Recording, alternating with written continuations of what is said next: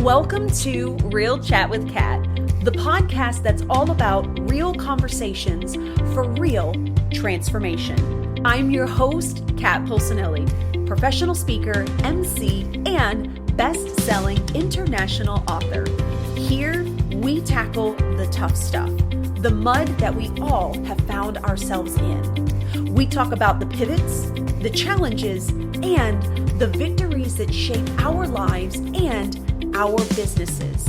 From overcoming trauma and finding your voice to navigating life's unexpected twists, we get raw, honest, and open. You'll hear from inspiring guests who share their stories of resilience, healing, and growth. Whether it's breaking through emotional abuse, embracing self-worth, or thriving in entrepreneurship, you'll find connection, empowerment, and the tools to keep you moving forward. So grab your favorite drink, settle in, and get ready for stories that hit home and conversations that make a difference. Let's get real together. Hello, everyone, and thank you so much for joining me today on this episode of Real Chat with Kat. I am so excited to have you here with me today. And are we going to dive into, I think for me is a fun topic. I know it's maybe not necessarily a fun topic for everyone else, but I think that over the years of going through things and realizing that fear, especially, right, is just a part of human nature. It's a part of something we always experience. Honestly, we experience it from the time that we're born up until probably the time that we die, right? It's not going anywhere. And so trying to avoid it, just in my personal opinion, makes things difficult. So I'm super excited to have this conversation today. Sabrina, thank you so much for joining me. Thank you for having me. Yes, I used to not be a big fan of fear. To be honest, I'm working on a fear forward right now. Still not loving it. I don't know if it gets easier. It does get easier. But yes, thank you for having me. And what an important topic. It's literally changed my life on how I approach fear and look at fear and welcome it. So I'm glad we get to talk Mm. about it today. Yeah. Oh, I'm so excited. And I love that you said that it does get easier. I think it's just like, right, a muscle that you continually work out. You're still going to Yeah. be fatigued occasionally and stuff like that, but so, And you're still going to show up scared. oh, That's, absolutely. spoiler alert for someone who has to leave early. If you learn nothing from today, it's not getting rid of fear or not feeling fear. It's about learning how to get really good at being scared and showing up anyway. That's it. Yes. Just Yeah. telling yourself, I do scary things. And it's starts really, really small and you get better at it and better at it. And just, I can't tell you how many times I've had to just post the thing or have the conversation or get the Hmm. meeting and just do it so scared the whole time. Yeah, absolutely. I was funny enough, you're talking about just getting used to the fear and almost kind of making it your friend, right? And I was Yeah. just watching a podcast with, and of course, his name has left me, but it's a gentleman that does a lot of free climbing. Okay. And he's been all over the place, like skyscrapers and all the things, no ropes, no nothing. He had a whole conversation about like, everybody's like, oh, you must not have any fear. You don't. He was like, absolutely not. Like, I feel it Right. every single time. It's become such a normal for me. He's Yeah. like, you push yourself to that limit, you know that it's going to be there. He's like, I've had panic attacks on the side of a mountain. First off, panic attack on the side of a mountain is not something I want to try out. So Right. I'm good at taking fear to certain extents. That's probably not on that list, but it was a really cool conversation because you don't think about it, especially when you see somebody that maybe is doing something like that, which is so dangerous, Right. right? The wrong move, wrong slip, and I think that there's this conception that, like you said a minute ago, you get over it, right? Right. You just don't, you ignore it or it doesn't exist anymore. And when I get to that day and it's like, that's not the reality of it, right? Right.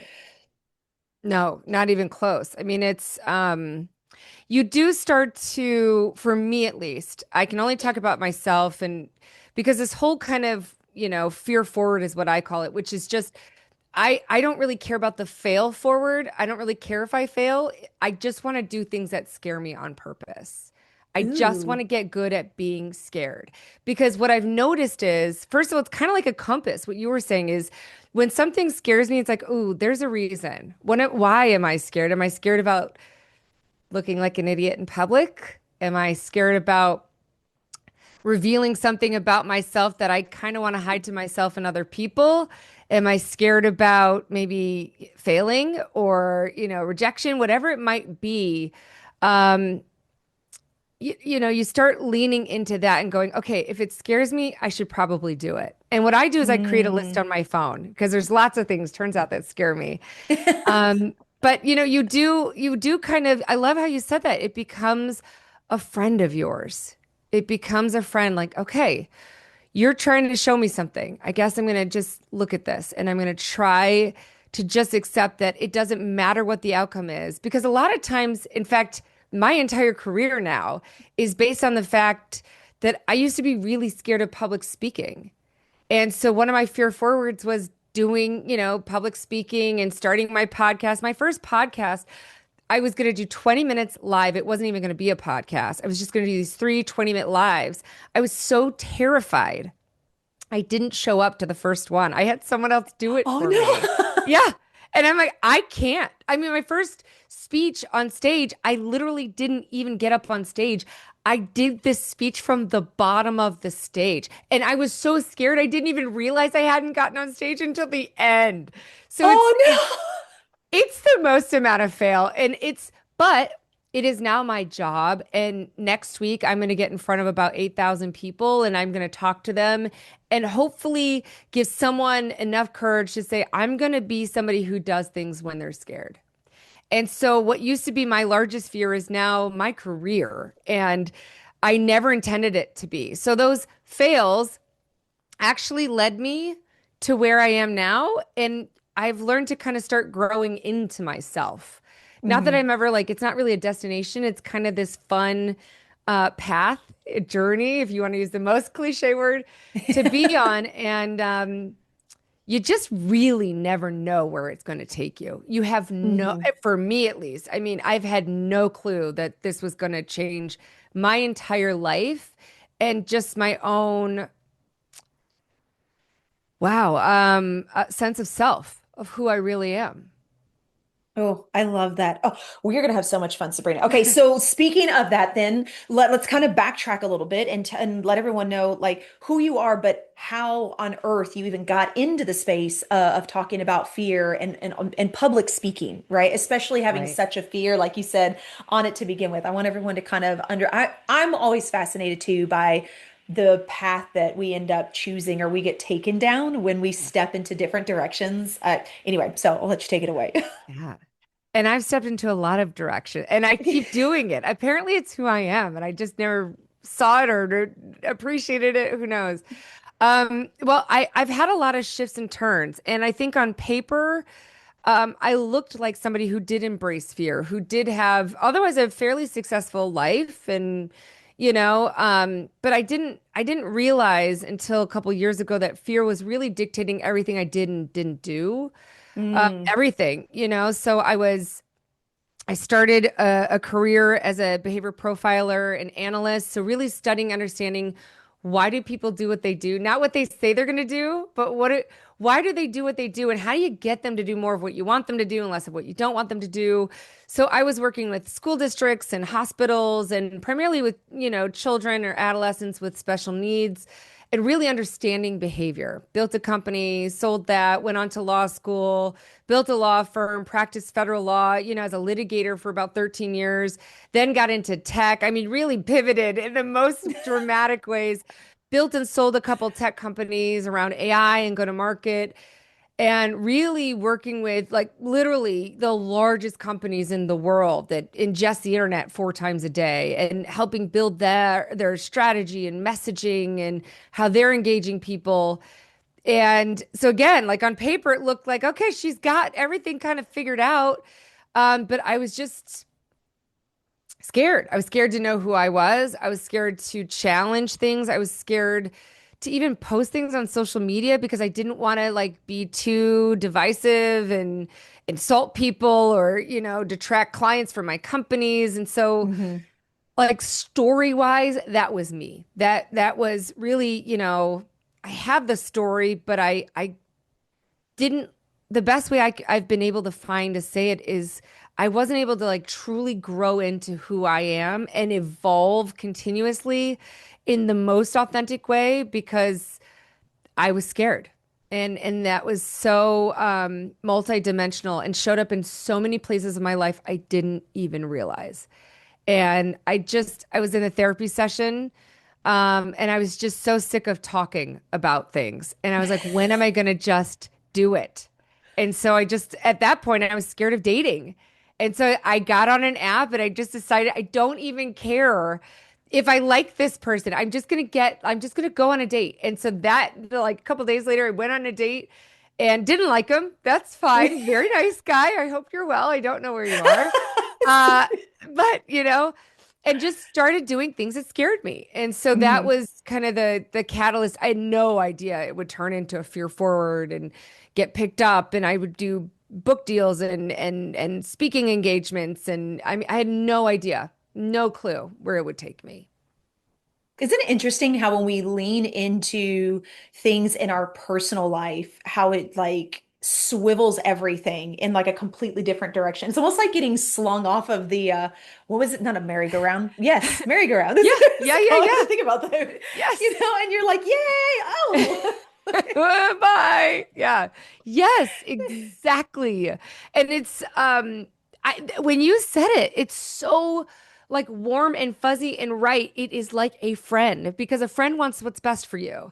And we don't really think of fear like a friend who wants what's best for you, but it has changed every single part of my life in the best possible, biggest way you could ever imagine. I mean, and financially, friendships, personal, security, validation, everything, it's these little pockets. It shows up like a real friend would and Mhm. really helps become sort of like a compass or a guide or a map and goes, maybe you should look over here.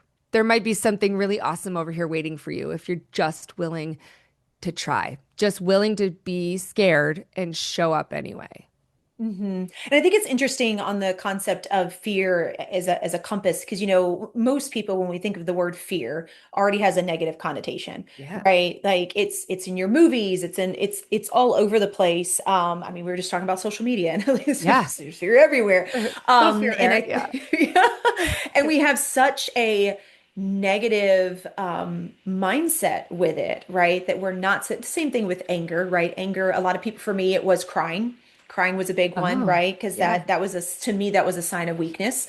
So I Weakness. had a Yeah. really hard time, especially with the abuse and stuff like that. You didn't show that because you didn't want the other person to be able to hurt you. So Yeah. it's really interesting to me when we get to a point in our life of basically taking in words that are used all the time and then shifting the perspective Oh, of the meaning for that actual word, which is yeah. honestly has become like a favorite thing of mine of like if I find a word and I don't like it, I'm the first one to Google it and be like, what is the actual definition? Where did it come from? Because it's so I love interesting that. to me Yeah. to see how many words we use, but in a completely different realm. But Yeah. it's just become the way society has labeled it or the way that people have talked about it. So it's become this belief system, right? That we Yeah. have grown up with. I'm sure that most of us haven't grown up to be absolutely fearless and run into everything that is there, Right. right? Like your parents teach you from a young age, like, oh, be careful. Oh, don't get hurt here. Or if you're going to Right. do this, be careful that you don't do this. Or, like there's always been those things which are tied to fear.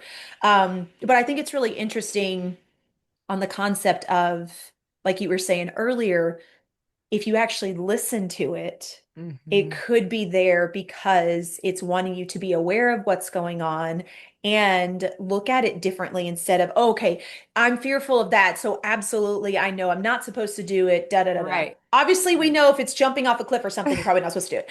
But it's really interesting when you learn to sit with yourself, to sit with the feelings. I think that that's a Yeah. big one, right? Yeah. Learning to sit with the Yeah. actual feelings That's a fear that I forward used of to mine. Yes. really. Yeah. Yes. Yeah. Yeah. I think for a lot of people too.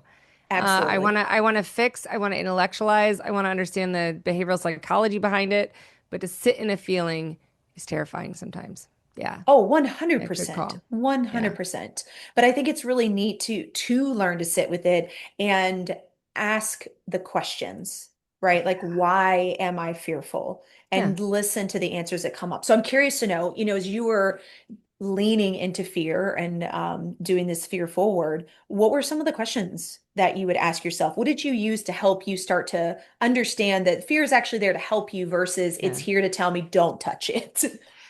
All of this was so backwards. I'm not going to pretend like this was, and I have like degrees and certifications in this. It should be so obvious when they say hindsight's 2020. But that's why I don't sell this because it's like this is free. This should be so obvious. It's just something I learned, so I just share it with people because it changed my life. I mean, everything. I can't tell you enough about how much it changed. I mean, my partner, where I live, my job, my financial situation, my friends, everything, the car I drive, my hobbies. I was scared of failing in public, so I started doing stand-up comedy. My best friend now, I met her through stand-up comedy.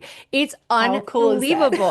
It changes everything because, to your point, I just knew that things were scary to me, like I would go to post something on social media and I was like, oh no, I don't want to do that because I don't want to look ugly. I don't want to look stupid. I don't want to look, polarizing. I don't want to, or a big one of my first fear forwards. And by the way, everyone, all of my agents, my, PR folks, they're like, please stop telling this story, which means I will never stop telling this story. They're like, please don't, because it's not relatable and I don't care. That's the point. I'm telling you my story. You get to figure out your story. Is I was very scared of how I would show up and look in a meeting. I was very scared. I was terrified because I am this millennial female with all these, kind of boomer men in these rooms, these big executive board meetings with Google and Amazon and Dell and massive, like the largest companies in the world. And they're paying me all this money and they're, hiring my companies. And so one of my first fear forwards was showing to one of these meetings without makeup and then showing up to one of those meetings Interesting. in a sweater and showing still same person, same brain, but my body, my appearance, that approval, that was almost like a currency. And so all I knew was when here's how it happened or how it showed up for me is I would have a meeting and I'd go, "Oh crap, I have to get ready. I don't have enough time."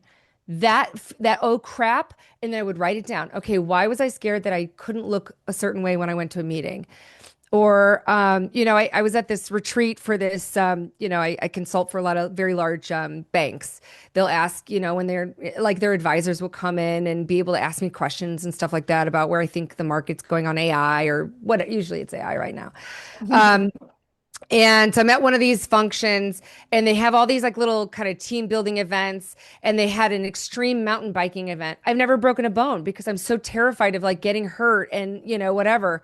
I mean, I barely have had cavities in my life because I'm just so we can dig into that another time. All the therapists listening to you is like, I know what that is. And so do I. I'm getting there. Add that to the list. Even being this honest on a podcast. I mean, just being able to share my story because I for all these reasons. So whenever I go, oh crap, what, and I go, okay, then write it down. That's a fear. And I just started doing them one by one. And I remember the first time I posted a picture, I was so worried about what I look like. So I posted a picture on LinkedIn. I've got like 30,000 followers. And all executives, clients, friends, right? Like the most I want to look perfect and be perfect. A picture of me like ugly crying, like ugly like the worst. And that's, one of the first things that went viral for me and again changed my life because it was like I'm just going to post this and I'm going to turn off my phone and I have no idea what's going to happen. Or I'm just going to say this really embarrassing thing about how I totally messed up and I'm just going to let people troll me or people say she's an idiot or people say she's great or and just be okay in that. Like you said, Mhm. kind of just sit in it. So to answer your question, I didn't have this perfect formula. The formula found me or somehow evolved. Um, it was just when things scared me, I just did it. And I just went, yep, okay, I failed. Yep, I got my first public speaking gig and I didn't get on stage. That was very dumb and just radical grace and go, I can laugh at it or be mortified by it, but I'm just a human and I don't know how to do all these things. Um, but I'm going to do it scared and I'm going to just be honest with myself and other people. So that's the sort of formula. That's how it evolved for me. And then it would kind of show these lessons to me or like I remember the first time the CTO of this massive company like Fortune 10 calls me and says, "Hey, I've been watching your stuff. I'd love to bring you in to come talk to my team and frankly I'd love to just get coffee with you." And I remember thinking, "Oh my God." I mean, and now we go on like trips together and retreats together.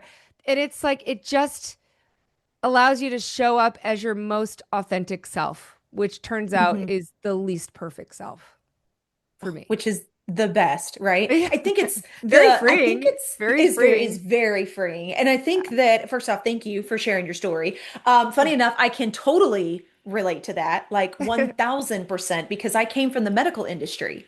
And so Ah, you have your doctors and all the things, and you're supposed to look a certain way. And when I got into real estate for a little while, I did the same thing. I was like, oh my gosh, I have to have the very suits and much. I have to have the all the jackets and blah blah blah blah. And then I slowly started realizing nobody gives a crap. Right. Like my Or if they do, clients they're work not your with me. people.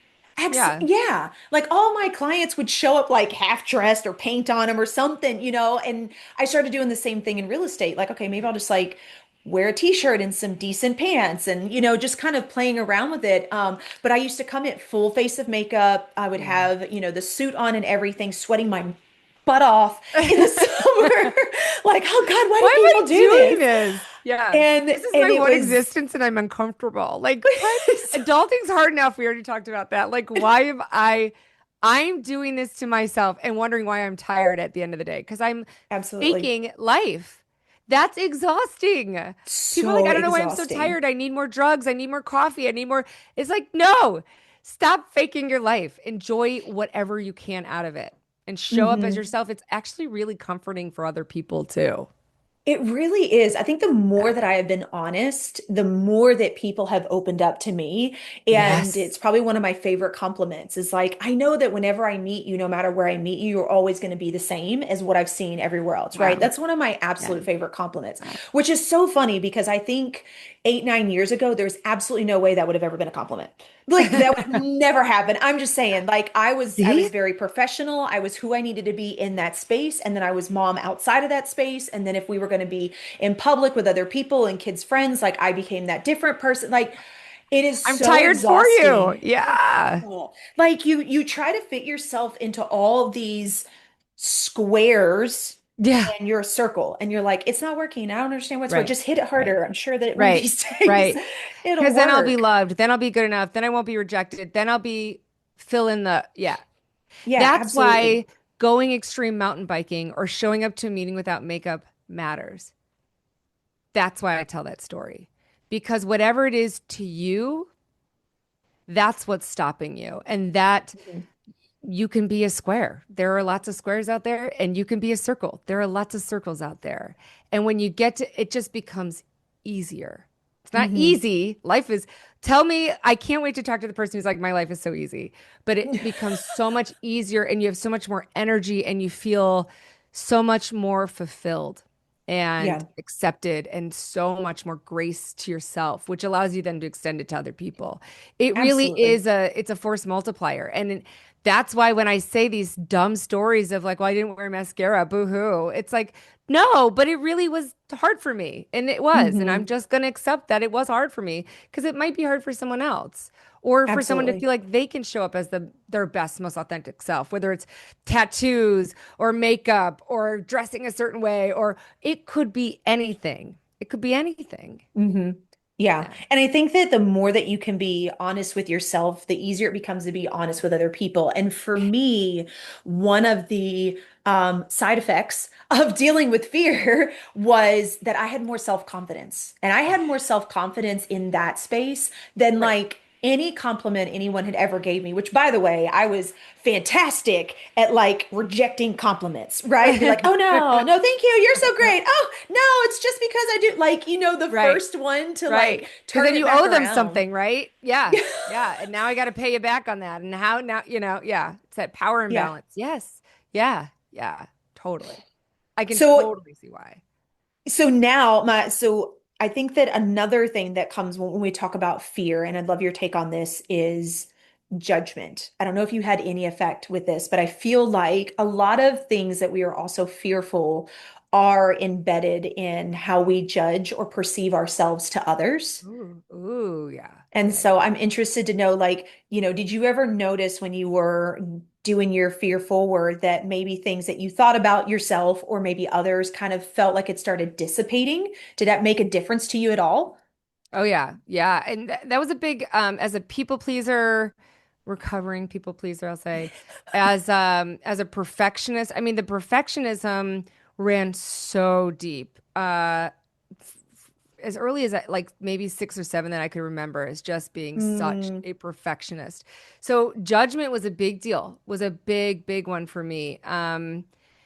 And I'll tell you, as a behavior profiler, folks who judge other people outwardly a lot, for me, it was more inward, but here's kind of a good tell is if they're judging a lot of people outwardly, like, oh, I can't believe you dress like that, or oh, I can't believe your hair is like that, or whatever, those people tend to have the lowest self-esteem. They're judging other people so that you don't look at them. And for me, or it sounds like with you too, dodging compliments was we were judging ourselves. Like, I'm not worthy enough. I'm not mm. enough. And what I've learned, I have a formula for this now, which is it's my job to show up as my best, number one, best, number two, most authentic self. That's it. That's my job. That's the rule. It's my job to show up as my best, most authentic self. And then it's their job to figure out what to do with it. Ooh. That's it. So I get to say, because I also would ruminate, like, oh God, I can't. Yeah, and it was just, ruminating. Um, and so I realized, like, okay, was I my best? Did I get the right sleep? Did I prepare for the meeting? Did I yada yada to my best ability? Not Hmm. best today, not forever, not compared to someone else. My best ability. Was I my best? And then it was my authentic self, my most authentic self. If not, okay, I can be more authentic next time. But now I have a game plan and I can stop the thinking because now, like, that part's done. You can check that box and now it's on them to figure out what to do with it. I Hmm. don't like everyone. Not everyone has to like me. That's okay. I don't need their approval. I need to be able to be okay with me. And for me, it was just being able to show up whatever that looked like when I was scared, when I was sad, sit in those feelings, just show up in those feelings and then let everybody else figure out what to do with it. Not that I was perfectly right, not that I'm not making mistakes, but when you can give yourself kind of that such like radical grace and forgiveness, it allows you the space to grow where you need to even be able to see and like reflect in areas like, you know what? I think they were wrong. I'm good with me here. Or you know what? I need to grow in this. I am a little too fill in the blank. Yeah. So those were kind of the rules that I, developed and now use when I do face judgment, you know. Um, Hmm. for me, though, I didn't struggle as much with judging other people. I wanted to make them happy. It was the people pleasing part, you know? Yeah, I'm absolutely. Was it similar for you or different? What's your Mine experience? was both. Oh, okay. Mine was both. Okay. So I was very judgy on myself. I was the oldest of three girls. I was the one that's supposed to get things done right, Yep. all those things. So there was always that perfectionism there. And then being in an abusive relationship, there's always drama. And so that became my life, right? And so it Oh, became this judging other people because my ex was always judging people. And it just became, I turned my personality to match his. is Ah, what it ended up okay. being, right? Yeah. 10 years in a relationship trying to make things work, and not knowing what to do. I tell people a lot, like I completely lost who I actually was. And Right. even though I still wanted to help people and I still did that, I was very quick to make a judgment. I was very quick to talk about Mm, someone behind their back or make a statement. And it was something I dealt with for a really long time. And then I actually had this epiphany a few years ago that a lot of times when I was judging people, like you were saying, toward like even in my head, like, God, why would they dress that way? I realized that that really was toward myself. Now, some of that also had to do with beliefs in the way that I was raised, right? I was raised to be modest, I was raised to be covered. same. And Yep. then my ex was the times 10 on that, right? Like, oh God, why would you wear that? Why are you showing this off? Why do you have your pants so tight? Like anything that could be, right? Oh, So yeah, yeah, that yeah. became a piece of me as well. And so while I was judging, I was also judging myself. I just didn't realize that that's what I was doing until I Right. really sat with the comments that were in my head one day and I was like, wait a minute. I just made a comment about that, but I just said the same thing about something that I did. So mine was both, which was really, Wow. really interesting. And Yeah. um, it took me a really long time. And one of the first things that I did to help with this, and this is going to sound so like cheesy, but I would get on social media and I would find people that I followed or maybe I'd met online, or something like that. And if I saw that they were celebrating something, I would make myself comment on it, but not comment to be like, yay, congratulations. I would try to put myself in like, you know what? Hell yes for you. And I Yeah. would try to put that energy into it. Yes. And Yeah. then I turned into the hype girl. Like it's one of my favorite things to do, like, which is That's so a fear funny. forward. That's it.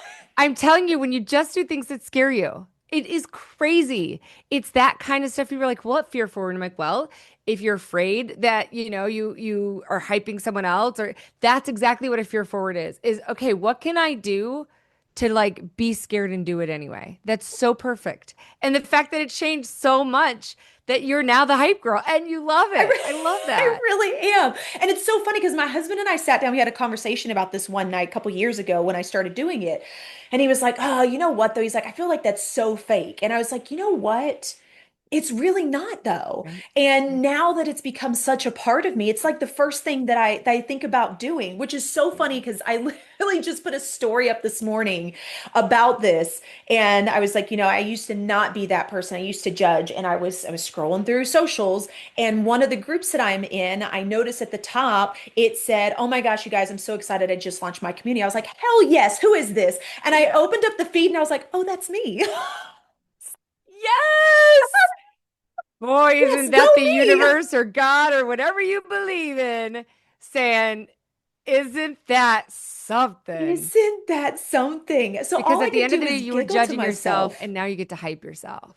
That's really Absolutely. beautiful. Like I Yeah. laugh at my own Yeah. jokes. I laugh at my own goofiness. Like I will watch Yes. my stories now and be like, "That's fantastic." Yes. Yes. Yes. I love that. I am so glad you shared that. That is fear forward in a nutshell. That's exactly what we should be doing. Because first of all, it's contagious. It's very good for us. By the way, the Oh, neuroscience behind this absolutely. is so real. That's why I'm like, it's so embarrassing given my like, you guys, I built and sold companies around this. This is what I did for a very long time. And it's like, no shit, Sabrina. But it's just so true.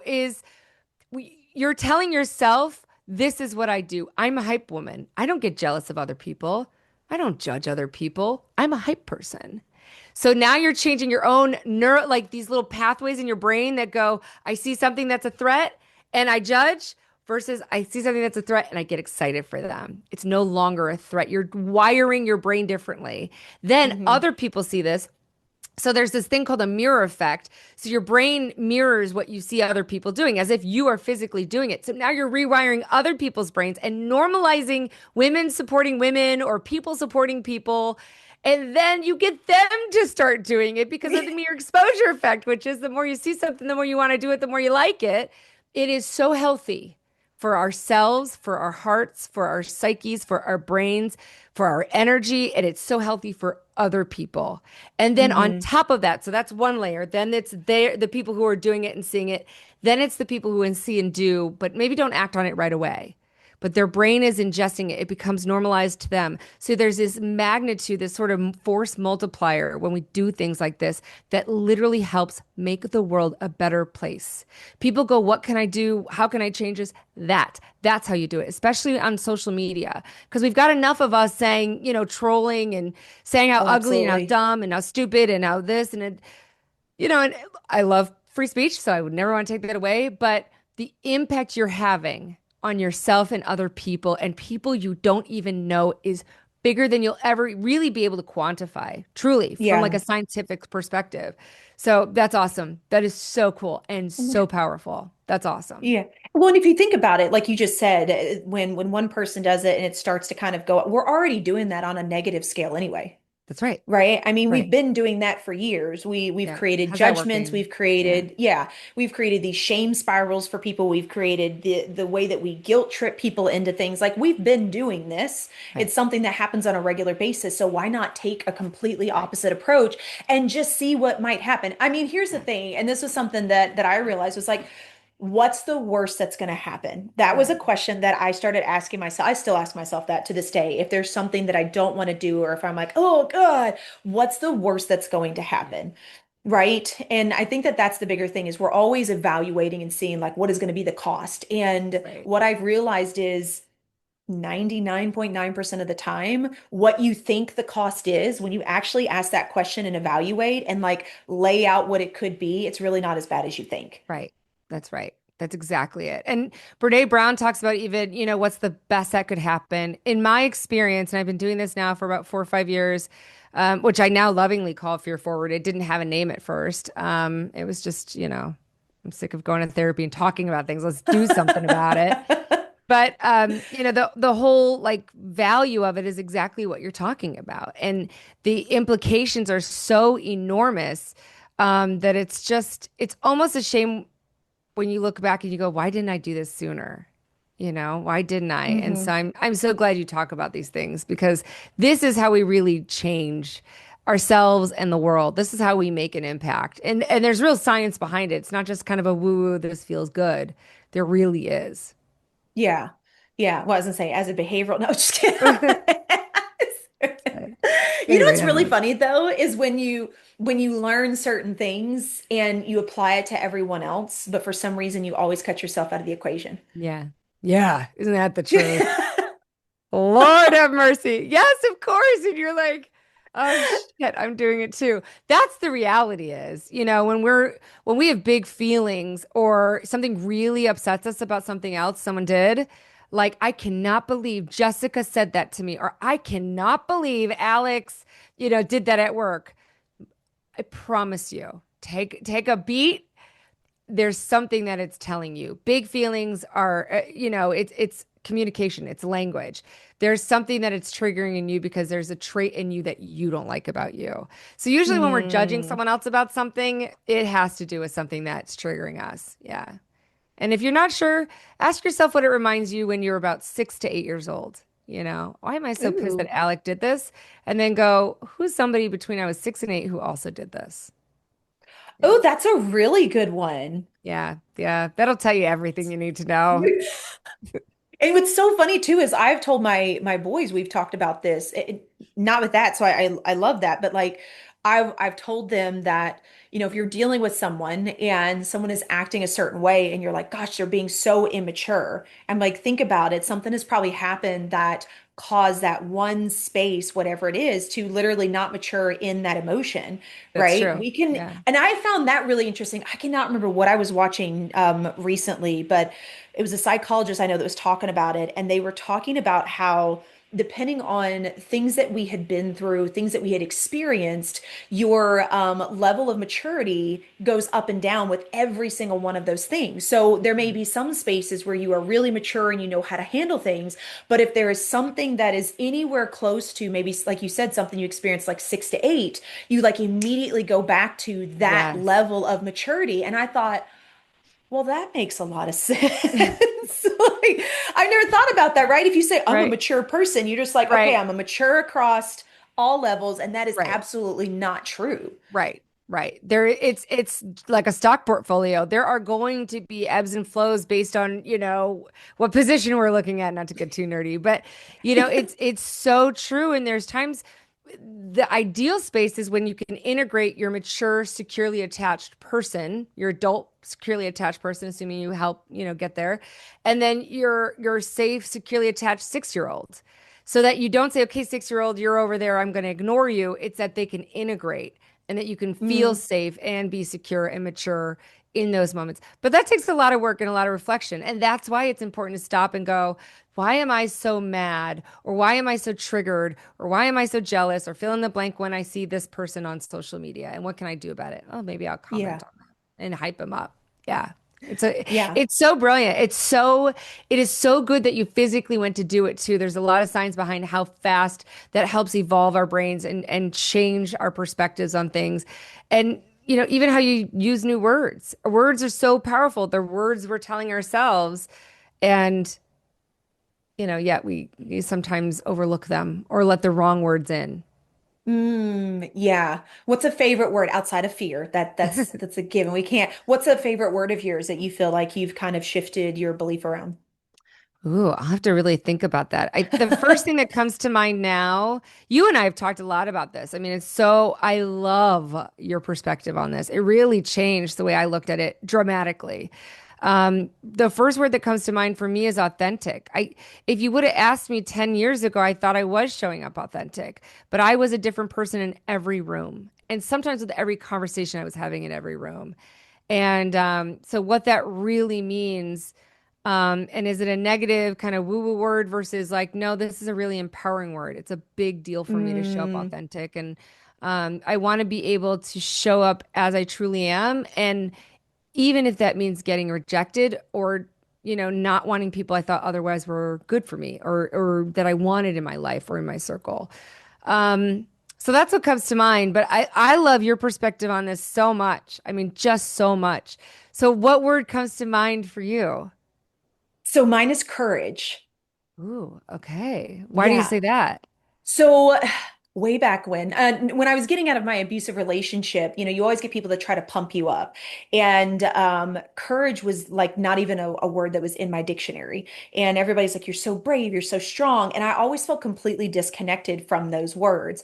And so I did a deep dive literally like a year and a half ago. And I was like, I need to understand all of these meanings.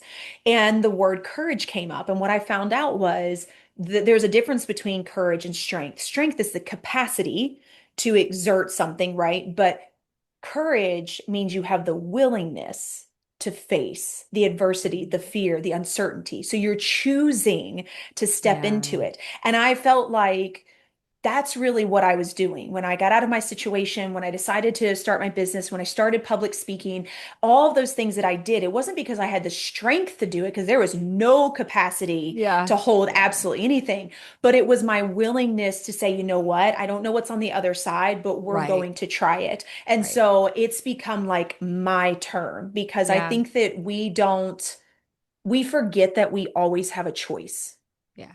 Yeah. right? And we let everything else dictate all the things. And so that's a word that really stood out to me, that I have fallen in love with. But it's not how I saw that word, right? Like Right. I just saw Right. it. I saw courage as the same thing as strength back in the day. But it's tattooed on me now. It says choose courage. But it's become a word that I really lean into because Right. it means that we have the choice, just like you're talking about stepping into fear. You have the choice to decide, do you want Right. to stay in the fear? Do you want to face the fear? Do you want to try and pretend like it's not there? But Right. that's your choice, right? Right. It's not that Right. it's there and you're like, no, it's telling me I can't. No, you get to decide what you Right. want to do with it. It's just sometimes that decision isn't always as easy as we'd like it to be.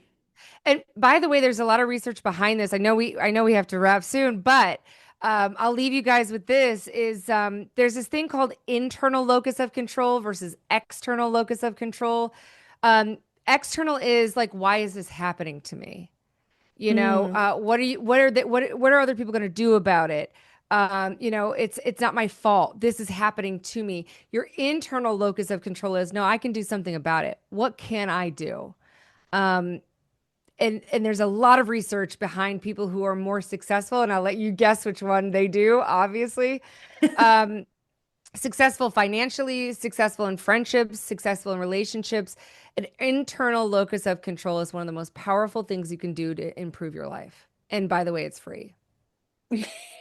There's the bigger term, right? Yeah, yeah. No, It's truly. I mean, free. it's incredible. What part of this can I control? What part of this, what part of my action, what part of my mindset can I control?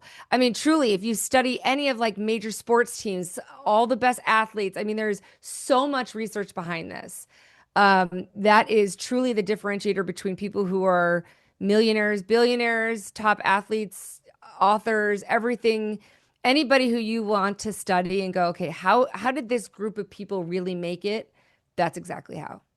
Yeah, I totally agree. If you would have told me that several years ago, I'd have been like, "What are you talking Right. about?" But I totally agree with that because, y- yeah, we we tend, or at least I, again, speaking for like Sabrina said, from my experience, I used to make decisions based off how I thought it was going to make someone else feel or react or right. Like I put myself in control of things that I literally could not control, Right. right? You can't control what somebody thinks about you. You can't control how somebody takes what you said Right. personally or in any which way. But I would always put that on myself, right? I'd go to say something, be like, oh, well, if I say it this way, they're probably going to think like I'm not in that person's brain. And I think that was Right. probably that's probably one of the most freeing things I have ever done for myself is to put it back on that person. And I tell my Mhm. kids that now, like, just know that there are going to be times where you're not going to be able to make that person happy or you're not going to have whatever you said say sit well. I said, but here's the thing. If you can look back and say, look, I know what I said was not to be mean. It was not to put someone down. It was to be honest and step in my space. I said, then you should feel 100% good Yeah. about what you did. Now, the way that they take it is going to be completely on them, and you have to let go of that. But I Right. wish that somebody would have told me that at a Yep. much younger age. That's the rule. It's your job to show up as your best, most authentic self, and then it's their job to figure out what to do with it. Yeah. It'll stop your people pleasing so quick. And then Oh my just gosh. accepting that I don't like everyone. I really had to realize like, no, I don't like everyone. So what on earth, why would I think everyone has to like me? What? I Yeah. mean, who died and made me queen? I mean, really? Actually, I don't want to be queen. Never mind. But you know what I mean? I like, I'm like, I don't want to be liked by yeah, never everybody. mind, never mind. Too much, too much. But truly, they don't have to like me. That's okay. That's all right. You know, there's what, 8 billion people? Yeah, go like Yeah. someone else, you know? Yeah, absolutely. There's enough to go around. It's Yeah, totally yeah, fine. yeah, Shoo, shoo, shoo. So yeah. tell everybody then, Sabrina. That's become my shush. It's fine. It's totally fine. I love that. Yeah. Just let go of it. So tell everybody then how can they find you? How can they follow you? How can they be in your Yeah. world?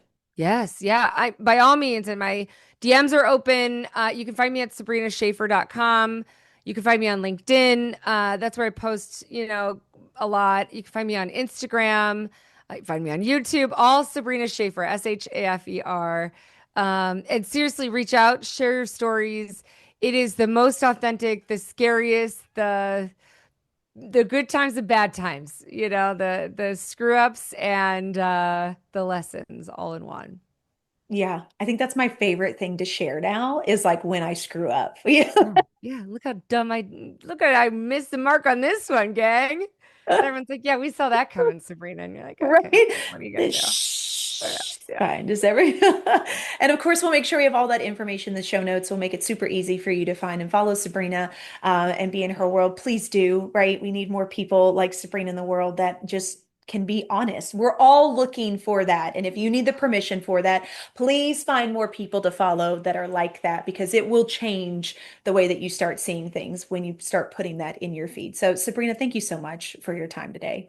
Thank you for having me and all you're doing. Seriously, Oh, thank you. thank you. Yes. Thank you so Yeah. much. To everybody else that's Anytime. out there, oh my gosh, I hope you got some golden nuggets from this. I'm going to leave you with a challenge today, right? Find something in your life that is fearful, that maybe you're holding back from. Doesn't have to be something major. I want you to start super small, right? And then I want you to just can do it. Just Yeah. do it. That's all I'm asking. One time, right? And just prove to yourself that whatever it was that you thought was going to make you die, you didn't die from. Right. Right? Like if Right. you could still breathe, you're fine. You may be a little upset, a little sweaty. It's totally good. Like, that is my challenge to leave you with from this podcast. If you got nothing else out of it, challenge yourself. I think it's one of the healthiest things that we could potentially do. So, Sabrina, thank you so much again for being a part of the podcast. See you next time. Bye-bye. Yes, to everybody else out there, do one thing positive for someone each and every day and see the difference that it makes in your life. Catch you later. Thank you so much for tuning in to Real Chat with Kat today, where real stories meet real solutions. If you loved today's episode, don't forget to subscribe, leave us a review on Apple, and share this with someone who may also need to hear this as well. Let's also keep the conversation going. Follow me on socials at The Lotus Effect, connect with our incredible guests, and remember, you are never alone. Your story matters, and you have the ability and the power to rewrite it. You always have a choice. Until next time, stay strong, stay inspired, and keep showing up as the incredible, unstoppable